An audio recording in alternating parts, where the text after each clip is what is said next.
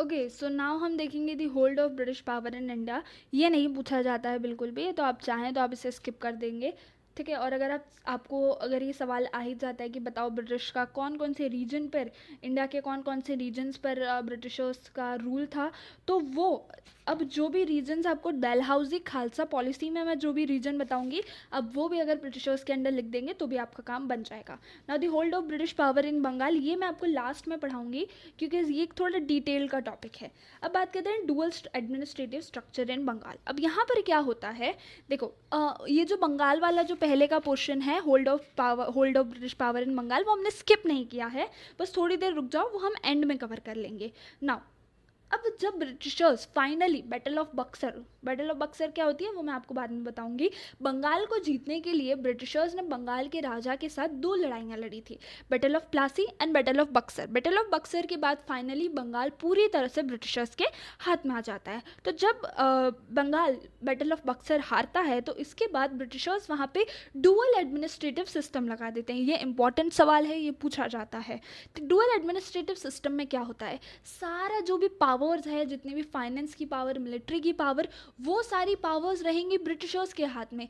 लेकिन नाम का बस एक राजा का चेहरा लगा दिया जाएगा कि ये आपका राजा है, लेकिन राजा के पीछे जितनी भी पावर्स हैं वो ब्रिटिशर्स के हाथ में ही रहेंगी। तो अब यहाँ पे क्या हो रहा है, लोगों को ऐसा लग रहा है कि सारे हमारे डेवलपमेंट की रिस्पॉन्सिबिलिटीज़ किसकी हैं, नवाब की हैं, लेकिन रियल में पावर किसके पास है, ब्रिटिशर्स के पास है। तो अब उसकी वजह से क्या हो रहा था ना, लोगों का डेवलपमेंट हो पा रहा था, बहुत ज़्यादा फेमाइन की कंडीशन आ गई, बहुत पोवर्टी आ गई, हमारा पूरा एग्रीकल्चर बर्बाद हो गया, हैंडीक्राफ्ट इंडस्ट्रीज़ बर्बाद हो गई, क्योंकि अब राजा जो है वो इफेक्टिवली काम ही नहीं कर पा रहे हैं। ब्रिटिशर्स अपनी मर्जी से टैक्स कलेक्ट कर रहे थे। बैटल ऑफ प्लासी के बाद टैक्स कलेक्ट करने का पावर आ गया था ब्रिटिशर्स के पास। और एक राजा का मेन पावर होता है कि आप जब आपके पास पैसा होगा तभी तो आप एक अच्छे राजा कहलाएंगे ना, कि अगर आपके पास पैसा ही नहीं है तो क्या काम का। और अब बंगाल का सारा पैसा किसके हाथ में जा रहा है, ब्रिटिशर्स के हाथ में, क्योंकि टैक्स वो कलेक्ट कर रहे हैं। अब क्योंकि सारा पैसा ब्रिटिशर्स के हाथ में जा रहा है, राजा से भी वो कुछ पैसे लूट रहे हैं, कुछ पैसे ले रहे हैं, लोगों से भी वो पैसे ले रहे हैं। तो कंपनी तो डेवलप कर रही है लेकिन लोगों का कोई डेवलपमेंट नहीं हो रहा है इस सिचुएशन में। तो ये था डुअल एडमिनिस्ट्रेटिव स्ट्रक्चर, ये आप पढ़ लेना, ये पूछा जाता है। ठीक है, इसके बाद है establishment of British superiority during the time of Hasting.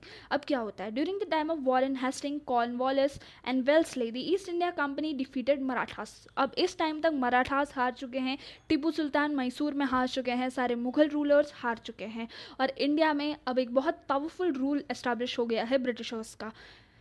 Okay now, लेकिन अब धीरे धीरे क्या होता है कि दिल्ली जब मराठास के हाथ से जाता है, इसके बाद मराठास चार पार्ट में डिवाइड हो जाते हैं। जब वो चार पार्ट में डिवाइड हो जाते हैं तब, लेकिन बट उन्हें है ना वो हार स्वीकार नहीं थी, उन्हें हार का बहुत बहुत दुख हो रहा था।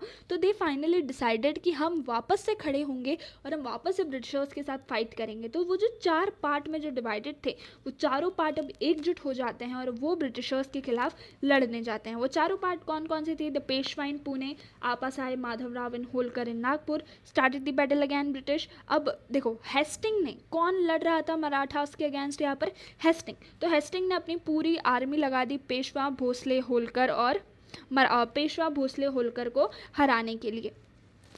अब होता क्या है, कौन इसमें जीतता है, तो Britishers at the and in चारों पावर्स को भी हरा देते हैं और वो जीत जाते हैं। पेशवा को उनकी गद्दी से हटा दिया जाता है, बिठूर में भेज दिया जाता है। भोसले और होलकर भी अपनी हार को स्वीकार कर लेते हैं और फिर वो एक ट्रीटी करते हैं जिसके अंदर बहुत सारे मराठा के स्टेट्स ब्रिटिशर्स के हाथ में चले जाते हैं। अब पंजाब एंड सिंध के अलावा इंडिया का जो भी मेजर पोर्शन है, वो सारा मेजर पोर्शन अब ब्रिटिश के अंडर चला गया है। तो यही था, और पी रॉबर्ट ने इसे कहा है that it is the beginning of the modern age, जब मराठास की हार हुई। ठीक है, नाउ विक्ट्री ओवर सिंध, अब देखो सिंध क्या था, तो अफगानिस्तान में नहीं, British conquered India pretty swiftly in the period of 1818 to 1857। ये ईयर याद करने की ज़रूरत नहीं है। इन द कैंपेन, जब उन्होंने सिंध को जीता था वो बहुत इंपॉर्टेंट था। उन्होंने सिंध को क्यों जीता था, क्योंकि सिंध की तरफ से अफगान और रशियंस जो थे वो इंडिया के अंदर आ सकते थे। ठीक है, एक रीजन था जो इंडिया और बाकी कंट्रीज़ को, बाकी मुग़ल कंट्रीज़ को डिवाइड करता था वो था सिंध। लेकिन अब ब्रिटिशर्स को ऐसा डर था कि अफ़गानिस्तान के लोग और ब्रिटिशर्स जो है वो सिंध के रीजन के थ्रू इंडिया में आ जाएंगे। ब्रिटिशर्स, आमिर ऑफ सिंध, आमिर क्या बोलते ट्राइब थी वहाँ की। तो आमिर एक ऐसे लोग थे, एक ऐसा कल्चर था, तो उन्हें उनके साथ एक ट्रीटी करते हैं कि आप किसी भी बाकी कंट्रीज़ को आप अलाउ नहीं करेंगे, लेकिन फिर भी at the end Charles Napier जो हैं वो सिंध पे अटैक करते हैं और सिंध को भी ब्रिटिश इंडिया कंपनी का पार्ट बना लेते हैं। सिंध वाला पूछा जाता है, एक बार रीड कर लेना। इसके बाद है डलहौजी एंड खालसा पॉलिसी।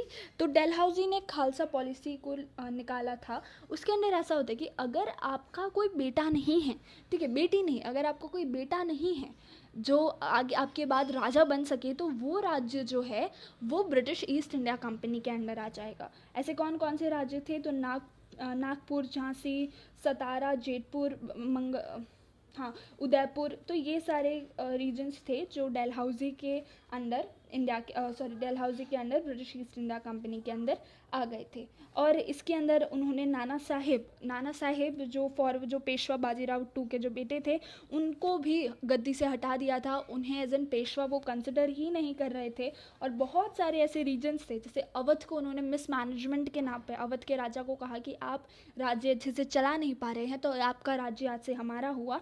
ऐसा करके उन्होंने राज्य को ले लिया था। उन्होंने कर्नाटका, सूरत, तांजोर को भी अपने अंडर डलहौजी ने खालसा पॉलिसी के अंदर ले लिया था। अब खालसा पॉलिसी को बिजार पॉलिसी भी कहा जाता है। तो वो दोनों, आप ये थोड़ा सा नाम याद रखना। बस इसमें होता क्या है वो याद रखना कि अगर आपका बेटा नहीं है तो आपका राज्य अब ब्रिटिश ईस्ट इंडिया कंपनी का हो जाएगा। Okay, so covering the last topic of the chapter, that is the hold of British power in Bengal. अब एक काम करो, एक पेन ले लो और अपनी जो बुक है ना उसमें कुछ नाम लिख लो। जिस सीरीज़ में मैं नाम बोल रही हूँ उसी सीरीज़ में लिखना, आगे पीछे मत करना। सबसे पहले लिखो मुर्शिद कली खान, MURSHID, कली QULI, खान KHAN। इसके बाद लिखो सुजाउद्दीन, सुजा SHUJA, फिर वो जो हम डैश करते हैं डैश, UD UD, फिर डैश विदिन DIN, फिर कॉमा लगा के लिखो सरफराज खान, SARFARAZ KHAN। एक बार स्पेलिंग्स चेक कर लेना, हो सकता है किसी में थोड़े से गलती हो, बट वो आप चेक कर लेना। सरफराज खान के बाद है Alivardi Khan, ALIVARDIN Khan KHAN, comma Sirajuddaulah, SIRAJ-UD-DAULAH,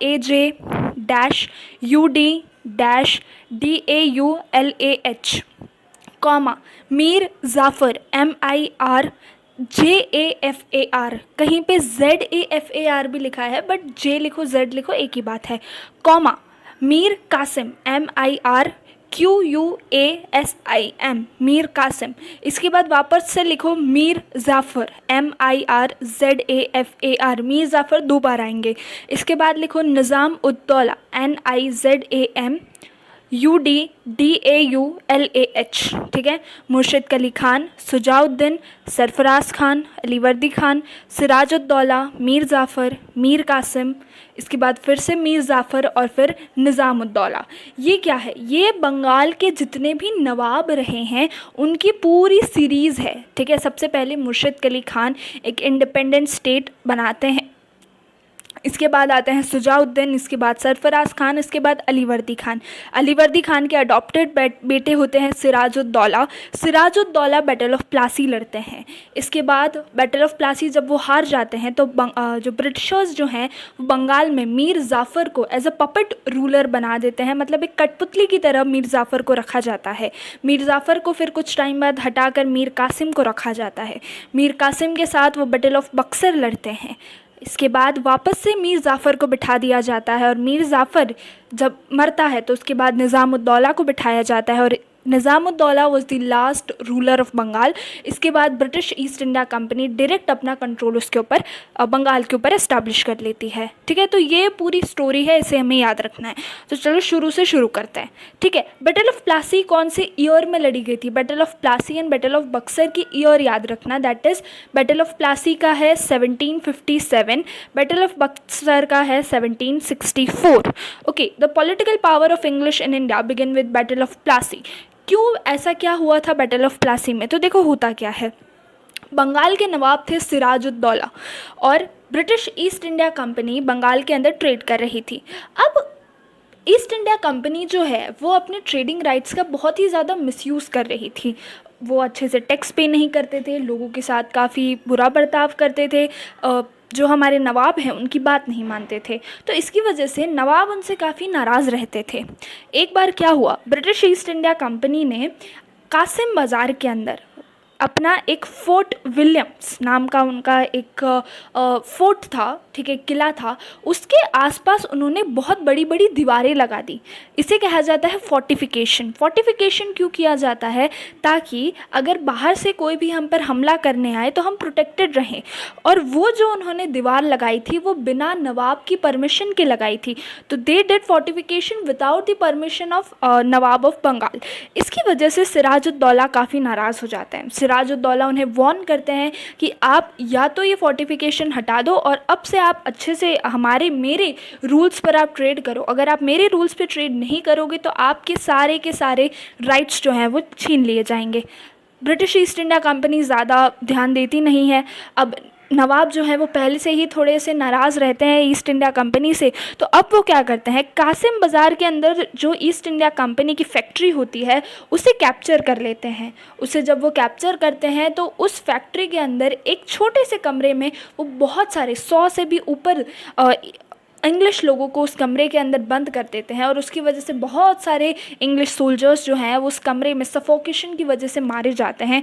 इसी को कहते हैं ब्लैक होल ट्रेजेडी। कुछ लोगों का मानना है कि ब्लैक होल ट्रेजेडी खाली ईस्ट इंडिया कंपनी ने कुछ कहानियाँ बनाई थी, ये सच्चाई नहीं है। कुछ लोग कहते हैं कि नवाब ने सच में ऐसा किया था। अब ये तो खैर हिस्ट्री की बात है, इसके ज़्यादा कोई प्रूफ्स है नहीं हमारे पास, लेकिन ऐसे ही ब्लैक होल ट्रेजेडी की बातें मार्केट में घूम रही थी। अब इसे सुनकर ईस्ट इंडिया कंपनी के जो एक वाइसरॉय होते हैं जिनका नाम था क्लाइव, ये नाम याद रखना है, CLIVE, colonel Clive and admiral Watson, ये दोनों काफ़ी नाराज़ हो जाते हैं। इसके बाद एक ट्रीटी साइन होती है नवाब और क्लाइव के बीच में। क्लाइव अभी भी इतने खुश नहीं थे तो क्लाइव डिसाइड करते हैं कि अब वो नवाब ऑफ बंगाल के ऊपर हमला कर देंगे। हमला करने से पहले जो नवाब के कमांडर थे जिनका नाम था मीर जाफ़र, उनको जाकर वो रिश्वत देते हैं और कहते हैं कि आप जो हैं आप हमारे साइड आ जाइए, जब हम नवाब को हराएंगे तो इसके बाद बंगाल का नवाब हम आपको बना देंगे। उस टाइम पर मीर जाफ़र जो है उसकी नीयत बिगड़ जाती है और वो नवाब को धोखा दे देता है। जब वो बैटल ऑफ प्लासी क्यों नाम रखा गया कि ये प्लासी नाम का एक विलेज था जिसमें पलास के फूल उगते थे। ये आप ऐड कर सकते हो, बुक में नहीं है। तो प्लासी एक ऐसा गांव था, एक ऐसा ग्राउंड था जहाँ पे पलास के फूल उगते थे, इसीलिए उसे कहा जाता है प्लासी। और यहाँ पे जो बैटल लड़ी गई थी इसलिए उसे कहा जाता है बैटल ऑफ प्लासी। तो जब ये बैटल लड़ी गई तो मीर जाफ़र अपने आधे से ज़्यादा मतलब बहुत सारे सोल्जर्स को लेकर वो आता ही नहीं है और ईस्ट इंडिया कंपनी और नवाब के बीच में एक वॉर होती है, उसमें नवाब सीधी से हार जाते हैं। और जब नवाब हार जाते हैं तो अब मीर जाफ़र को वो बिठा देते हैं गद्दी पर। मीर जाफ़र के साथ साथ उन्होंने बहुत सारे बड़े बड़े व्यापारियों को जो फाइनेंशियल सपोर्ट देते हैं वॉर के टाइम पे, उन्हें भी अपने साइड कर लिया था, जैसे कि रायचंद, अमीचंद, खादिम खान। तो ये सारे नाम भी आपको थोड़ा सा याद रखना है। तो अब इसके बाद मीर जाफ़र आ चुका है बंगाल की गद्दी के ऊपर। वो जो है वो एक पपेट रूलर की तरह काम करता है। ब्रिटिशर्स जितना भी पैसा मांगते हैं वो सब कुछ चुपचाप ब्रिटिशर्स को दे देता है। ब्रिटिशर्स के पास यहाँ पर टैक्स कलेक्ट करने का पावर आ चुका था। नवीचंद का कहना है कि from now on India get entrapped का मतलब किसी के जाल में फंस जाना। तो इंडिया ब्रिटिशर्स के जाल में फंस गया है और यहाँ से एक अंधेरी रात शुरू हो गई है। द बैटल ऑफ प्लासी, ये मैं पेज नंबर 16 पे रीड कर रही हूँ. The battle of Plassey has an immense significance in the history of India as it insured British dominions in Bengal and later on all over the India. तो battle of Plassey एक ऐसी पहली बैटल थी जहाँ पर एक सीधे सीधे उन्होंने एक बहुत बड़े नवाब को हराया था और उनके अंडर में एक बहुत बड़ा रीजन आ गया था. इंग्लिश ट्रेडिंग कंपनी, जो एक ट्रेडिंग कंपनी थी, अब वो एडमिनिस्ट्रेटिव और पॉलिटिकल पावर बन चुकी थी इंडिया के अंदर. The economic condition of the company improved because of the huge revenue collection of the Bengal. अब देखो, बैटल ऑफ प्लासी के बाद मीर जाफ़र जितना भी जो पैसा कलेक्ट कर रहा था वो ईस्ट इंडिया कंपनी को देने लगा था. तो अब जो कंपनी अपने पैसे से ट्रेड कर रही थी इंडिया में, अब वो बंगाल के पैसे से ट्रेड करना शुरू हो जाती है. तो यहाँ पर विन विन सिचुएशन हो जाती है ईस्ट इंडिया कंपनी के लिए और बंगाल के लोगों के लिए काफ़ी बुरी हालत हो जाती है. इसके बाद मीर जाफ़र के बाद मीर कासिम को बिठाया जाता है गद्दी पर. क्यों बिठाया जाता है? अब देखो, एक पॉइंट ऐसा आ जाता है कि मीर जाफ़र के पास सारा पैसा ख़त्म हो जाता है. तो ईस्ट इंडिया कंपनी को रियलाइज़ होता है कि भाई ये तो इतना केपेबल रूलर नहीं है. तो वो उसके दामाद, सन इन लॉ का मतलब होता है दामाद, तो वो उसके दामाद मीर कासिम को गद्दी पे बिठाते हैं. मीर कासिम थोड़ा समझदार इंसान था. उसे ऐसा लगता था कि ये जो अंग्रेज़ हैं वो अगर मेरे पिताजी के नहीं हुए, अगर वो मीर जाफ़र के नहीं हुए तो मेरे क्या होंगे. वो बस अपने मतलब के लिए सबके साथ ट्रेड करते हैं, वो सच में भी किसी को रूलर नहीं बनाना चाहते. तो मीर कासिम को ये रियलाइजेशन बहुत जल्दी हो गया था और उसने क्या किया, उसने अपनी खुद की एक आर्मी इस्टेब्लिश करना शुरू किया. उसने जितना भी कर्ज लिया था ईस्ट इंडिया कंपनी से वो सब हटाना शुरू कर दिया. उन्होंने अपनी कैपिटल को ट्रांसफ़र कर दिया मुर्शिदाबाद टू मुंगेर, क्योंकि मुर्शिदाबाद जो है वो ईस्ट इंडिया कंपनी के रीजन के काफ़ी पास में था. तो हर छोटी छोटी बात पे अंग्रेज़ लोग आ जाते थे. तो इसीलिए उन्होंने मुंगेर में अपनी कैपिटल को ट्रांसफ़र कर लिया. उन्होंने गन बनाने की कंपनी इस्टेब्लिश की और फिर वो एक बैटल लड़ते हैं, एक सीधी सीधी वॉर लड़ते हैं ईस्ट इंडिया कंपनी के साथ.